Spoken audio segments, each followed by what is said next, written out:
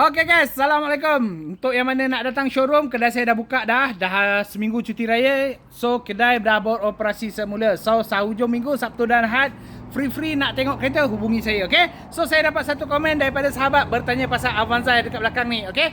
VAJ 1621 warna silver. Berapa nak beli secara tunai? Jom, mari. Okay, untuk Avanza saya ada dua model. Satu tahun 2017 1.5 G-Spec. Yang ini nak jual dengan harga body 39,800. Siapa yang nak beli secara tunai, tukar nama dengan Puspakom, saya bagi secara percuma, tak perlu tambah. Okay, just tambah untuk rotek dengan insurans. Anggaran kasar, saya buat kasar. Kalau ambil insurans first party, tak ada NCD, kemungkinan boleh top up dalam 2,000 lagi.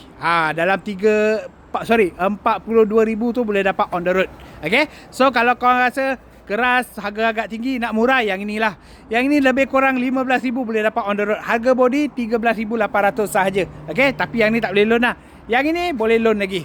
Jangan risau, siapa yang beli secara tunai tak ada charge processing fee apa-apa semua. Tapi yang mana nak masuk loan, memang kita ada charge processing fee. Okay, saya bagi tahu awal supaya korang tak pening kepala. So yang mana nak beli secara tunai, dua-dua boleh. Tapi kalau nak masuk loan, saya boleh cadang yang ni saja. Sebab yang ni tak boleh loan lagi. Memang kena beli secara tunai. Loan kedai pun takkan boleh. Okay, so yang ni siapa nak buat kosong muka, tak ada masalah. Make sure gaji 1,800 ke atas. Kalau loan bank, boleh ikat 6 tahun sahaja. Bulanan lebih kurang 700 lebih. Tapi kalau nak murah, boleh cuba dengan Ion Credit. Bulanan dalam 600 sahaja. Kosong muka 9 tahun lah. Okay, so siapa yang berminat bulanan yang rendah, boleh try dengan Ion Credit. Untuk yang 2017 1.5, dia datang dengan full fabric. Dalam dia kemas, cantik. Even plastik pun tak buka lagi. Okay, so mileage dia lebih kurang 108 sahaja. Dekat bahagian belakang dia ada icon blower juga. Okay, so jangan risau, kereta ni saya jamin 100% bebas daripada major accident, bebas daripada banjir guys. Kalau korang nak yang bajet murah punya, boleh ambil yang 1.3 2005 ni. Bahagian dalam pun kemas lagi bang. Adalah koyak sikit-sikit kat situ kan, tapi dia jahit ala-ala simple je lah. Okay, kereta model lama.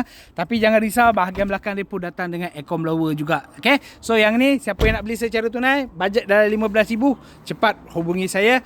Nombor dekat profile, kita jumpa dalam Wasabi nanti.